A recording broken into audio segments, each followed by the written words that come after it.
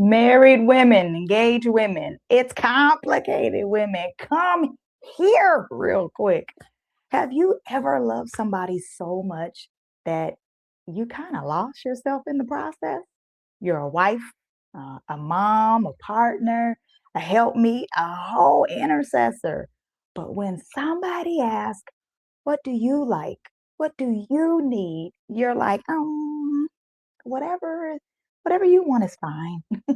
If you've ever thought, I love us, but I miss me, this episode is absolutely for you. So let's grow. Why be somebody else when I can be me? Why be somebody else when I can be me? You're already taken, 'cause I'm in the making. 'Cause I'ma be me, I'ma be me, I'ma be me, yes sir.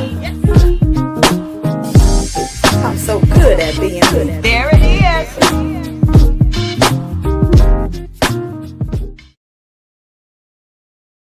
Hey, family. Welcome to the Hear My Heart show, where we mix Jesus, healing, and real talk with just enough humor so you don't log off feeling condemned, just convicted and covered. I am me.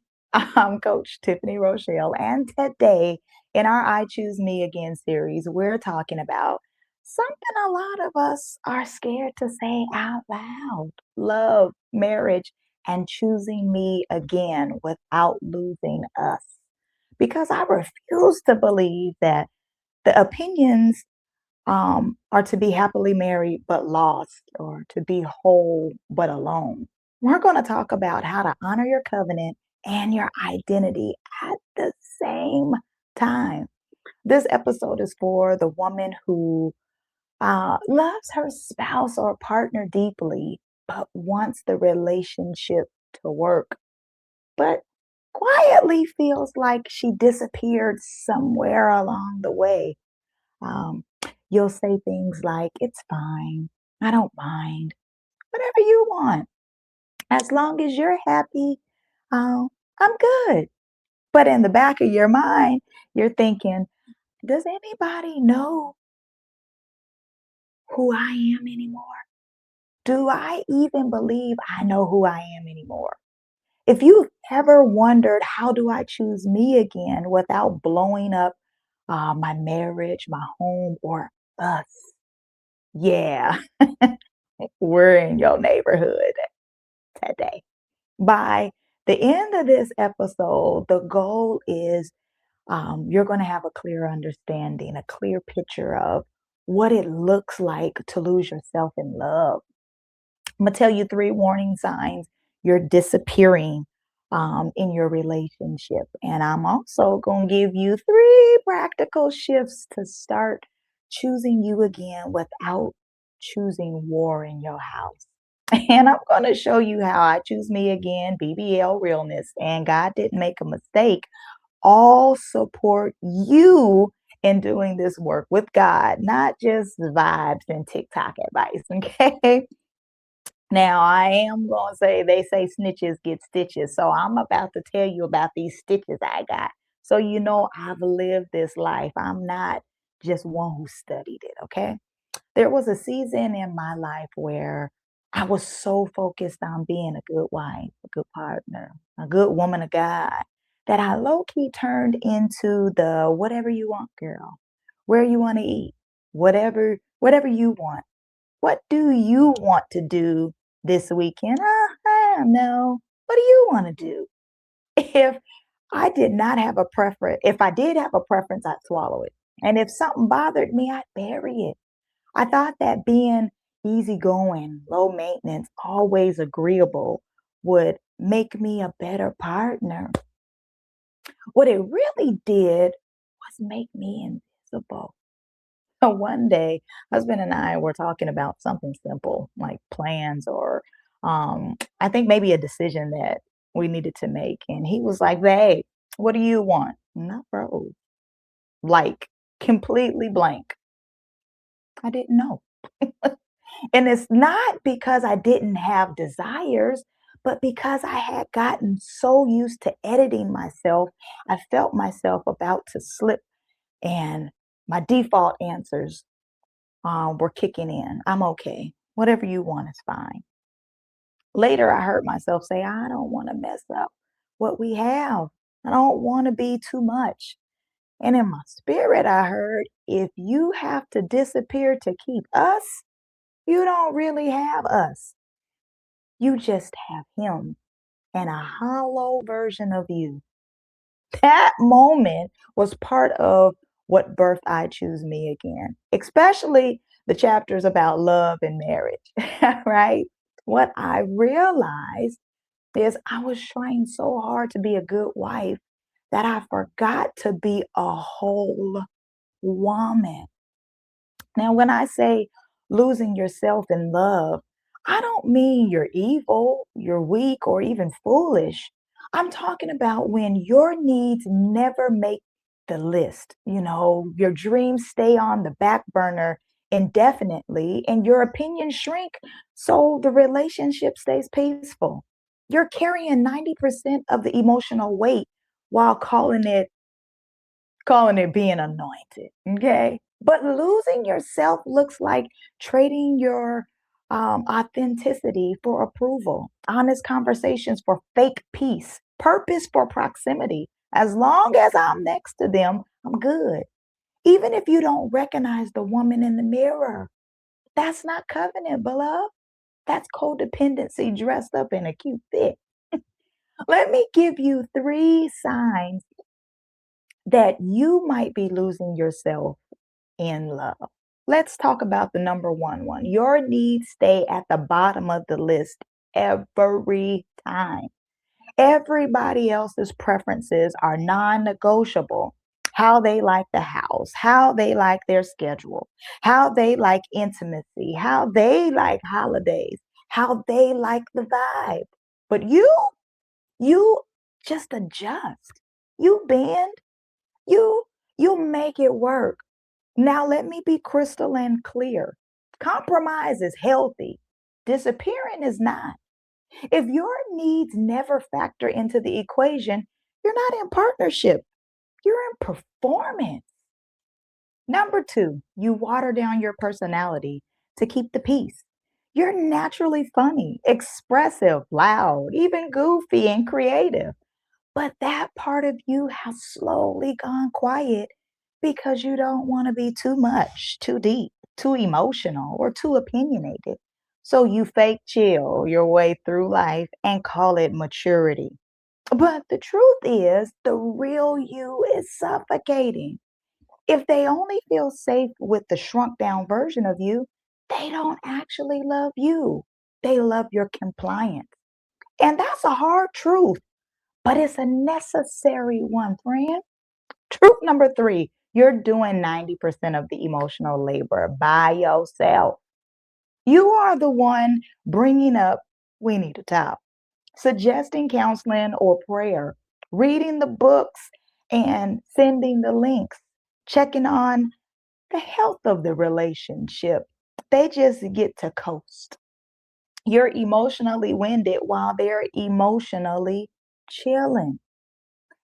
Healthy love is shared effort, not one person carrying all the feelings and the other person just enjoying the benefits.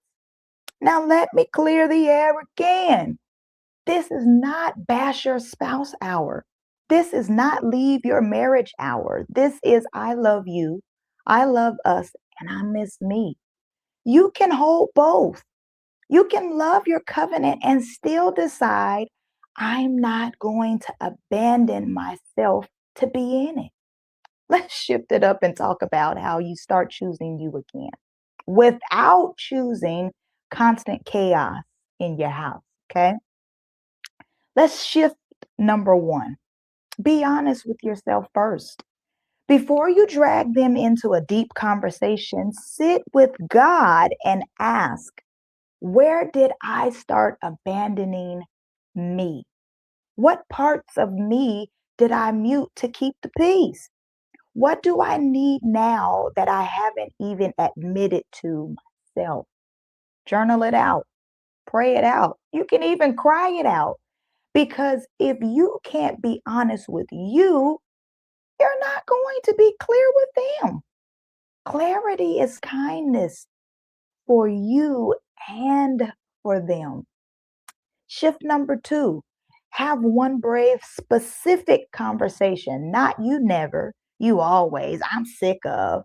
That's going to make them real defensive. Try language like, I love us, and I realize I've been shrinking me, babe.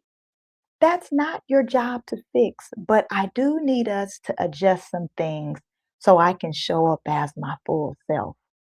Or lately, I've noticed I say whatever you want. I say that a lot. And when I have a preference, I want to start sharing more of what I actually feel and need when I have that preference. It might feel new, but it's important for me. Keep it I centered, not accusation centered. You're not blaming them for every place you've abandoned yourself, right? You're inviting them into your healing because it affects the relationship. Let's do shift number three. Build rhythms that honor you, not just y'all. Healthy marriage is not we do everything together or nothing at all. Healthy marriage is we are we, made of two healthy me's. That might look like something. You want to know what it looks like? A weekly solo date, coffee, journaling, reading, walking.